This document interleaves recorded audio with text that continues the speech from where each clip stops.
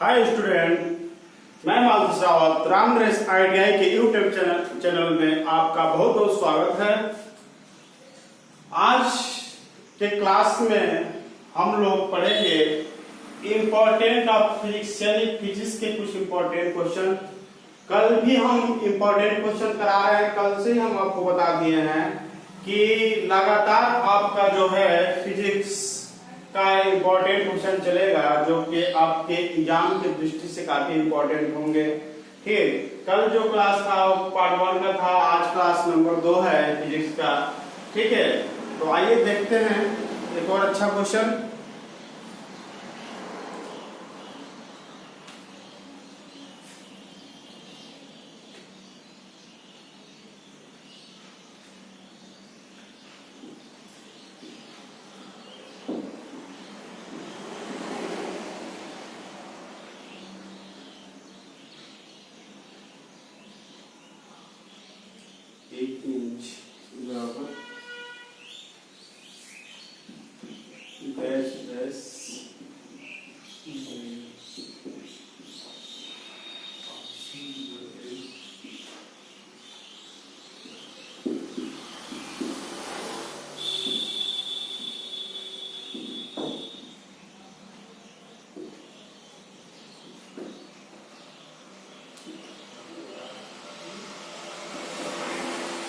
देखिए एक और अच्छा क्वेश्चन। क्वेश्चन कह रहा है 1 inch equal to dash dash मिमी, यानी इसका कहने का मतलब ये है कि 1 इंच में कितना मिलीमीटर होता है। ठीक है, ये आपके सामने 4 ऑप्शन हैं। ठीक है, तो हम आपको बता दें कि जो 1 इंच होता है वो 25.4 मिलीमीटर के बराबर होता है। ठीक है, 1 इंच जो होता है 25.4 mm के बराबर होता है। तो ऑप्शन में आप मैच कराइए कौन सा ऑप्शन में 25.4 mm है। तो हम देख रहे हैं कि ऑप्शन नंबर जो बी है वो 25.4 है, यानी कि क्वेश्चन नंबर पहले का ऑप्शन बी इज करेक्ट। ठीक है, नोट डाउन कर लीजिए।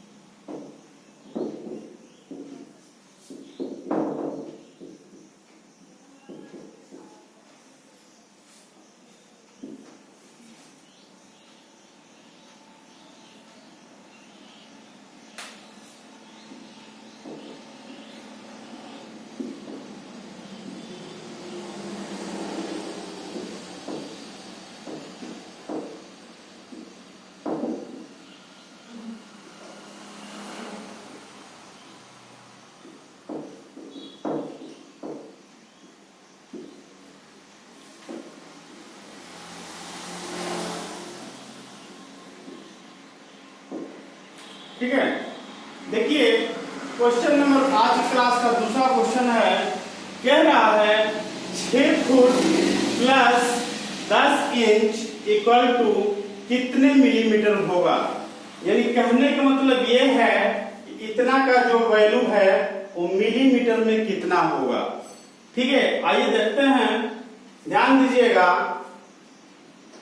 12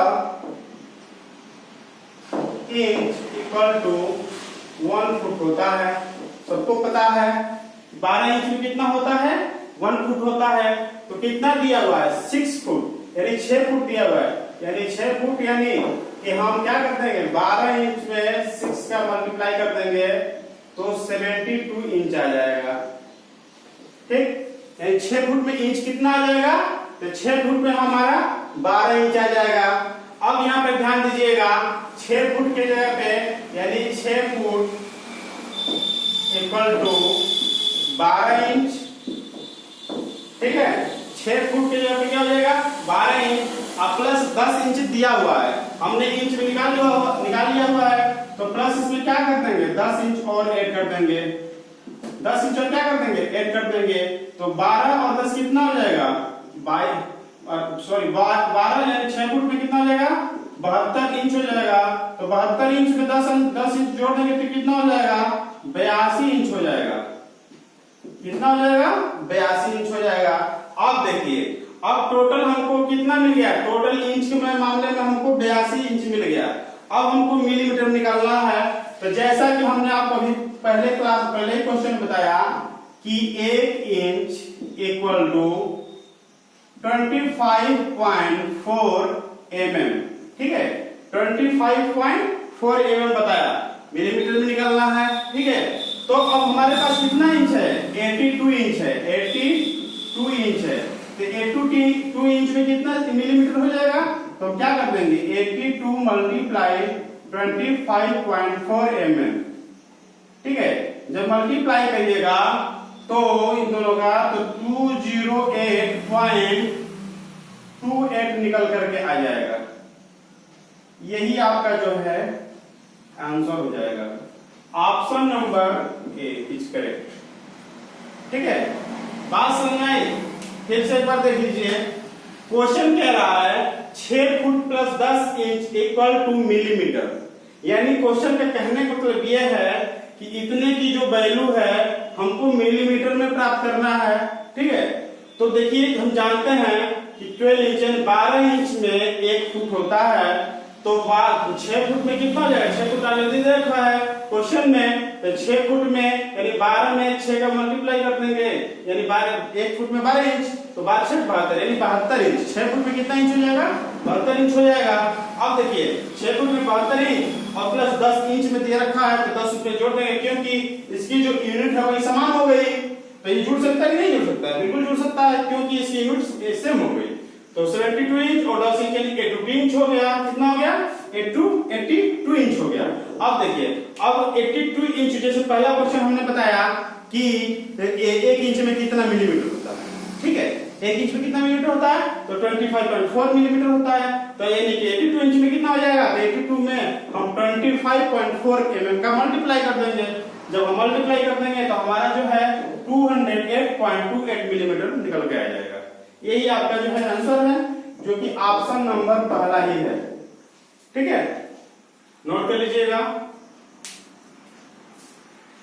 आज देखिए स्टूडेंट, हर रोज जो है फिजिक्स का हमने आपको बता रखा है कि एग्जाम की दृष्टि से हम हर रोज आपके जो है फिजिक्स के इंपॉर्टेंट क्वेश्चन कराते रहे हैं और लगातार कराते रहेंगे जब तक आपके एग्जाम चलेगा। और देखिएगा बच्चों, हर रोज की क्लास से कुछ न कुछ आपको सीखने को मिलेगा, हो सकता है इससे क्वेश्चन आपके एग्जाम में भी देखने को मिले, ठीक है, इसमें कोई डाउट नहीं है जो कि आपके एग्जाम में देखने को न मिले, ठीक है। आगे देखिए,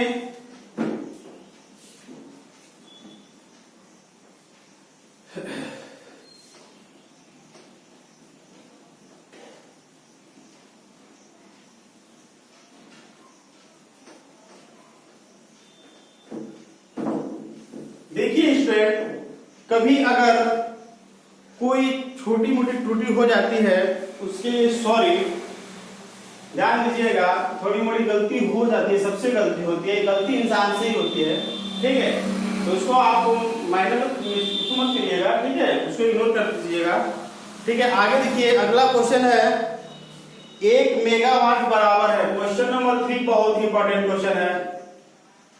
1 मेगावाट बराबर होता है, यानी 1 मेगावाट में कितना होता है, आपके सामने ऑप्शन है 10 to the power 5, 10 to the power 6, 10 to the power 7, 10 to the power 8, ठीक है। ये आपके सामने 4 ऑप्शन है। क्वेश्चन कह रहा है 1 मेगावाट इक्वल टू कितना होता है, सीधा सीधा क्वेश्चन है कि 1 मेगावाट में कितना होता है।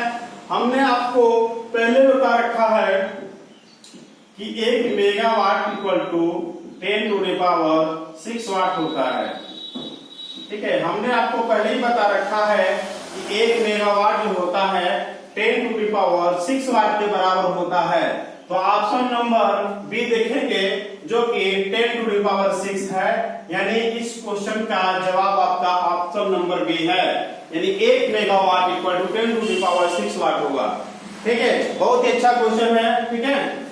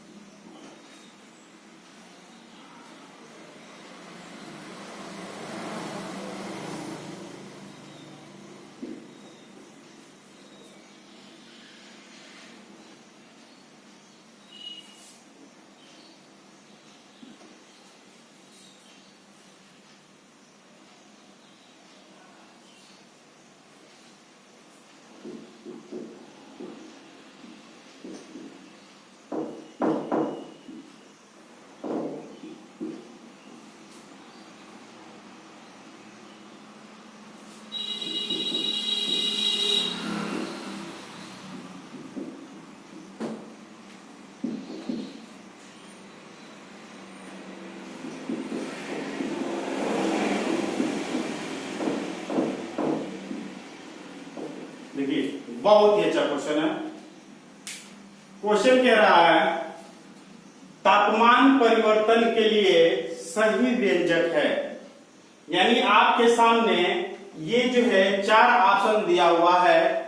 देखिए स्टूडेंट, ये जो है आप ध्यान से देखिएगा तो इन चारों ऑप्शन में केवल सी और एफ की बात हो रही है। ठीक है, आप ध्यान से देखिएगा तो इन चारों ऑप्शन में केवल सेंटीग्रेड और फारेनहाइट की बात हो रही है। ठीक है, इसका मतलब ये है कि ये जो है relation between degree centigrade and degree Fahrenheit, इसी में क्या कर रहा है, इसी में संबंध बताया है। ठीक है, तो अब देखिए आप इस चारों ऑप्शन में ध्यान दीजिएगा कि कौन सा ऑप्शन इन दोनों डिग्री, इन दोनों मानों का रिलेशन फाइंड कर रहा है, यानी C/5 इक्वल टू F-32/9, जैसा कि हम जानते हैं। ठीक है, जैसा कि हम कल भी बताए थे कि C/5 इक्वल टू F-32/9 होता है। अब देखिएगा कि इस फार्मूला से, इस रिलेशन से कौन सा इक्वेशन मैच कर रहा है, कौन सा ऑप्शन मैच कर रहा है। तो ध्यान दीजिएगा, देखिए F इक्वल टू C/5 है ना, यानी F equal to 9/5C plus 32। ठीक है, पहले इसी को हल करते हैं। तो ध्यान दीजिए F इक्वल टू कितना है, तो F ये प्लस इधर से इधर आएगा तो -32 हो जाएगा। ठीक है, इक्वल टू 9/5 इंटू सी। ठीक है, अब इसको ऐसे लिख सकते हैं कि 9 अपन देखिए 9 सी है। अब देखिए, अब इसको ये लिख सकते हैं, ये 9 जो है इधर आ जाएगा तो F-32/9 और C/5। ऐसे इसको लिख सकते हैं कि नहीं लिख सकते हैं, बोलिए, तो हुआ कि नहीं? C/5 इक्वल टू F-32/9 मिला कि नहीं हमको? यानी कि इस ऑप्शन में जो ए नंबर का ऑप्शन है वो 100% करेक्ट है।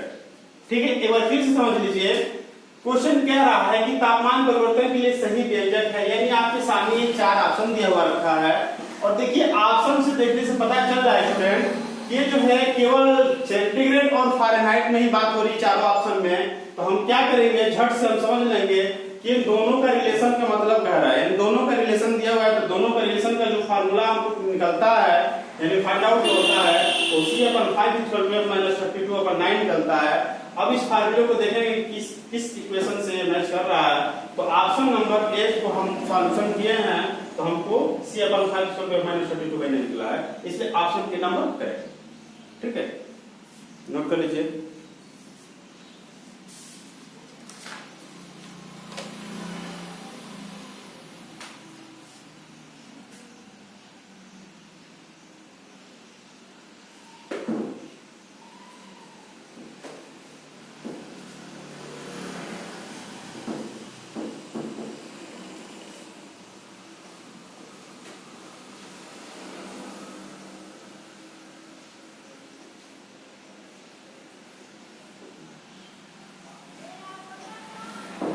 अगला क्वेश्चन कह रहा है,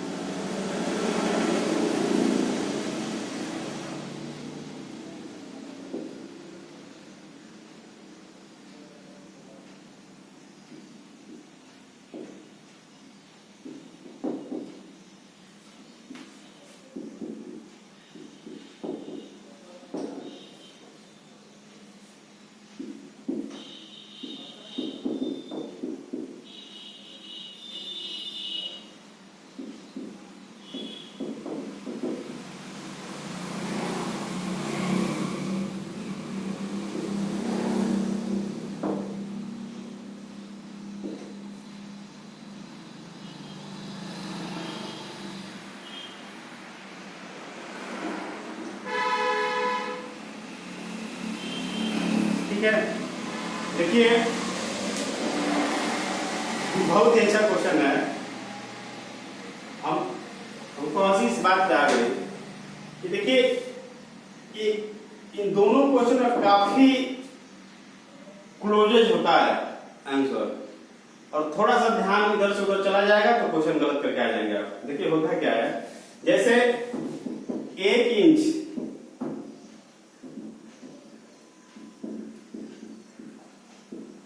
देखिए 1 इंच इक्वल टू 25.4 mm होता है। 1 इंच इक्वल टू 25.4 mm होता है, जबकि 1 इंच इक्वल टू 2.54 सेंटीमीटर होता है। इसी बात पे हमको हंसी आ रही थी, क्योंकि इन दोनों में काफी अंतर तो काफी ज्यादा है, लेकिन लर्न करते समय कंफ्यूजन हो जाता है। इसलिए आप ध्यान दीजिएगा, कभी क्वेश्चन को गलत मत करके आइएगा। अगर इंच की बात आएगी तो इंच में 25.4 mm होगा, अगर mm की बात आएगी इंच में तो 25.4 mm, अगर सेंटीमीटर की बात आएगी इंच में तो 2.54 सेंटीमीटर। ठीक है, तो जो कि ऑप्शन नंबर जो बी है 2.54, यही आपका करेक्ट आंसर है। और इन दोनों क्वेश्चन को आप जो है हमेशा बार बार रिपीट करिएगा। ये क्वेश्चन जो है लगातार आता रहता है, क्योंकि दोनों क्वेश्चन कंफ्यूजन करते हैं, दोनों क्वेश्चन कंफ्यूजन क्रिएट करते हैं। इसलिए इस क्वेश्चन को बराबर आप लोग लर्न करिएगा, बराबर ध्यान देते रहिएगा। ठीक है, आइए अगला क्वेश्चन देखते हैं।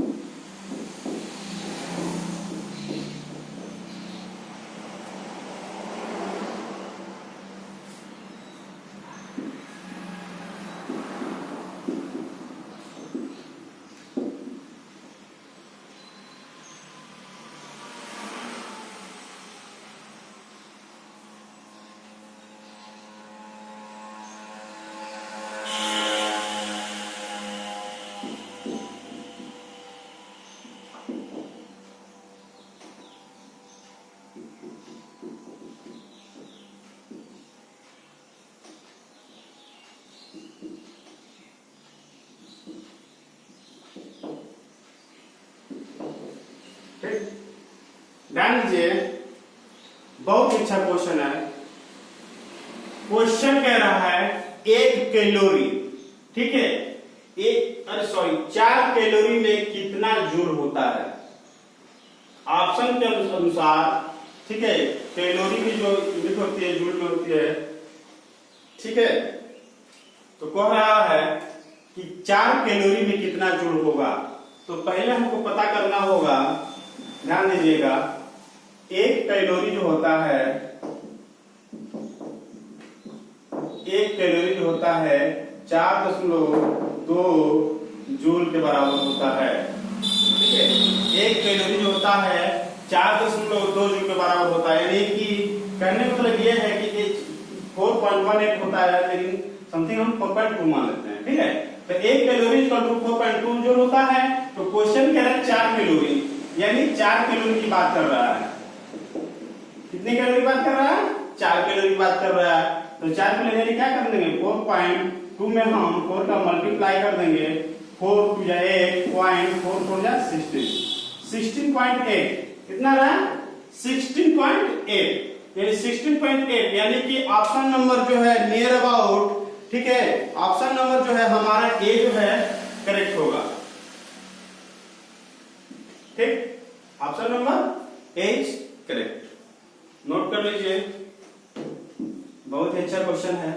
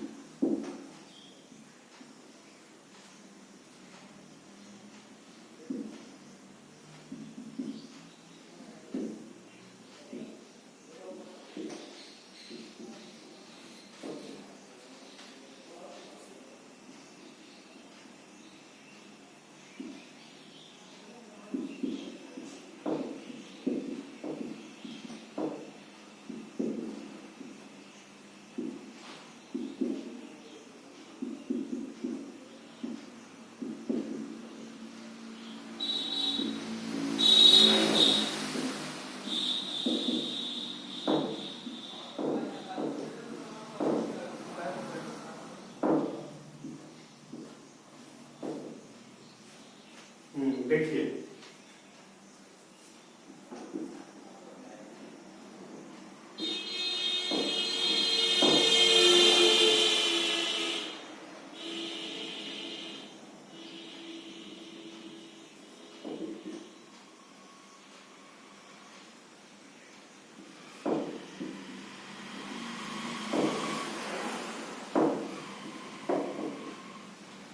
देखिए नेक्स्ट क्वेश्चन है, कह रहा है कि तापमान को मापा जाता है, ठीक है, तापमान को मापा जाता है। आपके सामने ये 5 ऑप्शन है। हमने इससे पहले हर क्वेश्चन आपको 4 ही ऑप्शन दिया था, या 7वां क्वेश्चन में आपको 5 ऑप्शन इसलिए दिए हैं। देखिए, पहला ऑप्शन ए है डिग्री सेंटीग्रेड, बी है डिग्री फारेनहाइट, सी है केल्विन और डी है डिग्री ल्यूमर, ठीक है। अब देखिए, हमने आपको अभी बताया है कि जो तापमान है उसको हम 4 पैमाने में माप सकते हैं, यानी डिग्री सेंटीग्रेड में भी माप सकते हैं, डिग्री फारेनहाइट में भी माप सकते हैं, केल्विन में भी माप सकते हैं और ल्यूमर में भी माप सकते हैं। यानी ऑप्शन नंबर जो ई होगा, जो कि सभी लिखा हुआ है, यानी ऑल ऑफ एबव, यही आपका राइट आंसर होगा, ठीक है। तो आप इसको गलत मत करके आइएगा। ऐसे ही क्वेश्चन आपको एग्जाम में देखने को मिलेंगे स्टूडेंट, ठीक है। नो डाउट कि ऐसे बाहर क्वेश्चन आएगा, जो भी क्वेश्चन आएंगे सब इसी बेस पे आएंगे, c/5 = m - 32/9, ठीक है। अभी चारों का रिलेशन में भी हम आपको फाइंड आउट करा रहे हैं, जो कि बहुत ही इंपॉर्टेंट है, ठीक है।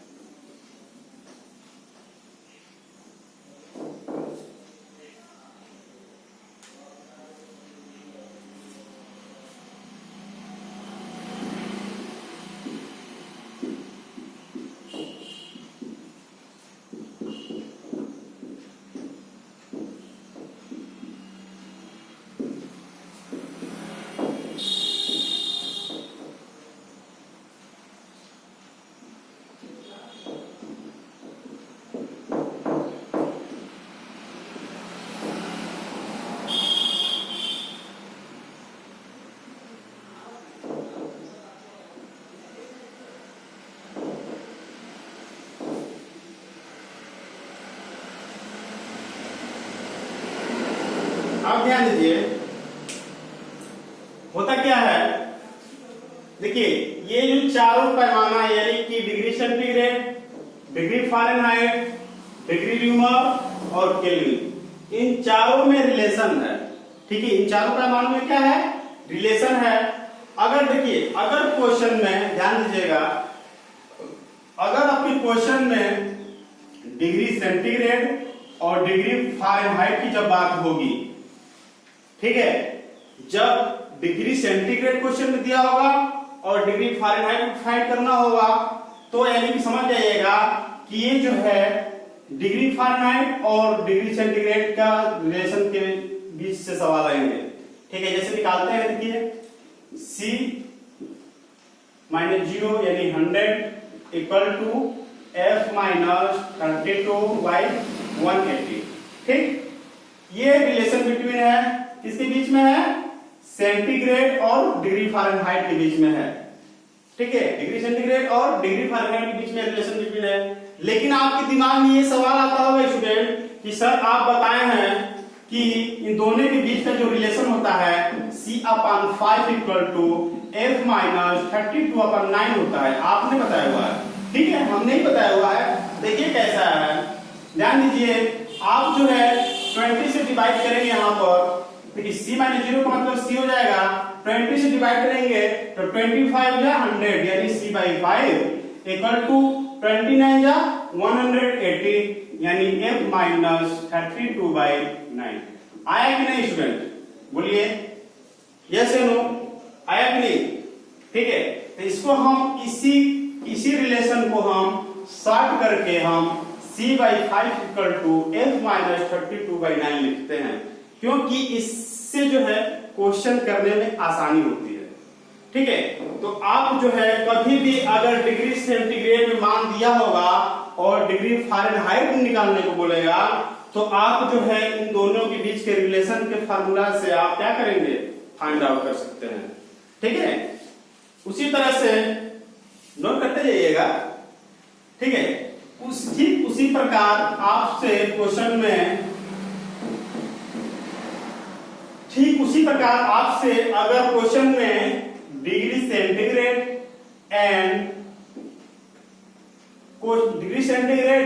और क्वेश्चन में आपसे डिग्री र्यूमर की बात करें फाइंड करने के लिए, इसको फाइंड करने के लिए बोले, ठीक है। यानी कि डिग्री सेंटीग्रेड दिया हो और डिग्री र्यूमर में निकालना हो, तो आप तुरंत समझ जाइएगा कि डिग्री सेंटीग्रेड और र्यूमर में फाइंड आउट करना है, यानी दोनों का रिलेशन निकाल करके ही हम उसको कर सकते हैं। तो आइए देखते हैं, तो c - 0 = 100 = r-0/80, ठीक है। अब देखिए ये जो है डिग्री सेंटीग्रेड और डिग्री र्यूमर का क्या है, रिलेशन है, यानी संबंध है। अब देखिए इसको छोटा करते हैं, क्या करेंगे, आप इसको जो है 20 से डिवाइड कर देंगे इसके हर में, तो c/5 = r/24 यानी कि 4, यानी क्या संबंध निकल के आया, संबंध यही निकल के आया कि c/5 = r/4, ठीक है। अब देखिए क्वेश्चन कैसे आते हैं। जैसे मान लीजिए हमारा ये बनाया हुआ क्वेश्चन है। जैसे मान लीजिए क्वेश्चन कह रहा है कि 25 डिग्री सेंटीग्रेड को डिग्री न्यूमर में मान बताइए। डिग्री न्यूमर में मान बताइए। ठीक है, अब करना क्या होगा। अब देखिए आपको यहाँ डिग्री न्यूमर में मान पूछ रहा है और सेंटीग्रेड में दिया हुआ है, तो आप क्या करिएगा, सी के यानी कि डिग्री सेंटीग्रेड की जगह पे 25 रख दीजिए। तो यहाँ पर हम 25 रख दिए। पहले यहाँ पे इसका रिलेशन लिख दीजिए, सी अपॉन 5 इक्वल टू r/4। अब सी की जगह 25 रख दीजिएगा, अपॉन 5 इक्वल टू r/4, यानी 5 5 25, तो 5 इक्वल टू r/4, यानी r इक्वल टू 20। यानी कि कितना डिग्री न्यूमर आ गया, 20 डिग्री न्यूमर आ गया। यानी अगर हमको जो है सेंटीग्रेड का मान अगर 25 डिग्री दिया हुआ है और न्यूमर में पूछ रहा है, तो उसका मान कितना निकल गया है, 20 निकल गया है। ठीक है, ठीक उसी प्रकार अगर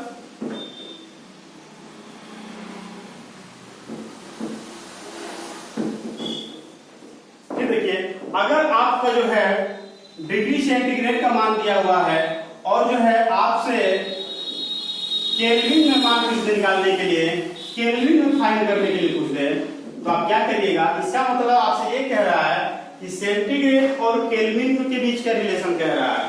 तो आप देख लीजिए क्या कह रहा है, तो C - 0/100 इक्वल टू K - 273/100। ठीक है, ये 100 से 100 कट गया, तो C इक्वल टू K - 273। तो आपका जो है ये बनकर के फार्मूला तैयार हो गया दोनों का रिलेशन। ठीक है, इन दोनों के बीच का रिलेशन क्या मिला, C इक्वल टू K - 273। अगर आपसे क्वेश्चन कर दे कि अगर C का मान जो है 100 डिग्री दिया हुआ है, ठीक है, और हमको K का मान प्राप्त करना है, तो क्या करिएगा, C की जगह पे आप जो है 100 रख दीजिए इक्वल टू K - 273। तो K इक्वल टू 100 प्लस 273, तो K इक्वल टू 373। यानी अगर सेल्सियस में मान 100 डिग्री दिया हुआ है, तो केल्विन में उसका मान कितना आ जाएगा, 373 आ जाएगा। ठीक है, इसी तरह से सारे क्वेश्चन इस पे आते हैं और ऐसे ही निकाला जाता है। देखिए अब इसका जो है हम बताने जा रहे हैं बहुत ही आसान तरीका, इसका मेल्टिंग पॉइंट और बॉइलिंग पॉइंट याद करने का ट्रिक बताने जा रहे हैं। देखिए तुरंत झट से आपको याद आ जाएगा कैसे इसको याद रखते हैं। ठीक है, देखिए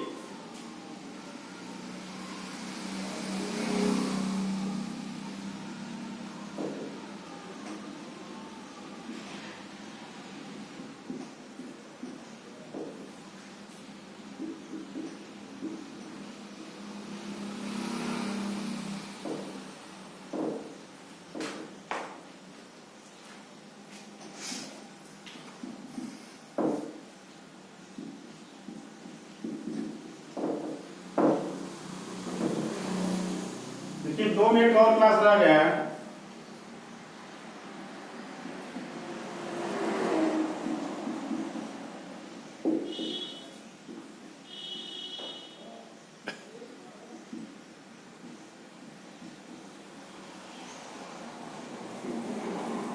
देखिए आपको याद करने का ट्रिक बता रहे हैं कि कैसे आप याद रख सकते हैं मेल्टिंग पॉइंट और बॉइलिंग पॉइंट को। देखिए ये जो है 0 डिग्री सेंटीग्रेड जो है मेल्टिंग पॉइंट होता है। थोड़ी आदत हो गई हमको थोड़ा इंग्लिश में लिखने की, ठीक है, और उसको बता भी दे रहे हैं। देखिए होता क्या है, ये जो मेल्टिंग पॉइंट है ये जो है गलनांक होता है और जो बॉइलिंग पॉइंट होता है वो क्वथनांक होता है। देखिए मेल्टिंग पॉइंट गलनांक करने का मतलब ये है कि देखिए ये 0 डिग्री सेंटीग्रेड है, यानी 0 डिग्री सेंटीग्रेड पे पानी क्या हो जाता है, पानी जो है बर्फ हो जाता है। ठीक है, और 100 डिग्री सेंटीग्रेड जो पानी होता है वो क्वथनांक के लिए बॉइलिंग होने लगता है, यानी वो क्या होने लगता है, खौलने लगता है। ठीक है, तो आप याद रखिएगा कि सेंटीग्रेड यानी क्वेश्चन आपसे पूछेगा कि कितने डिग्री सेंटीग्रेड पे पानी का जो है मेल्टिंग पॉइंट यानी गलनांक जो है 0 डिग्री होगा। तो आप ध्यान दीजिएगा, तो ऑप्शन रहेगा 0 degree centigrade, 5 degree centigrade, 50 degree centigrade, 100 degree centigrade. ठीक है, तो आप 0 डिग्री सेंटीग्रेड पे मारिएगा, वहां पे 0 डिग्री सेंटीग्रेड पे आपका जो है क्या हो जाएगा, पानी का गलनांक हो जाएगा। उसी के बाद फ़ारेनहाइट में भी आ जाइए, फिर 32 डिग्री फ़ारेनहाइट है, ये भी आपका मेल्टिंग पॉइंट है फ़ारेनहाइट में।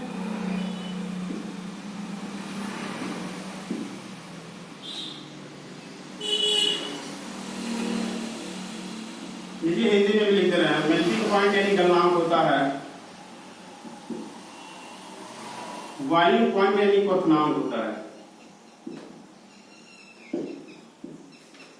चलिए आप इसमें समझिएगा, ठीक है। इसी तरह से रीमर में अगर क्वेश्चन पूछेगा तो 0 डिग्री पे जो क्या है, 0 डिग्री पे भी पानी यहाँ पे क्या बर्फ हो जाएगा, यहाँ पे इसका मेल्टिंग पॉइंट है।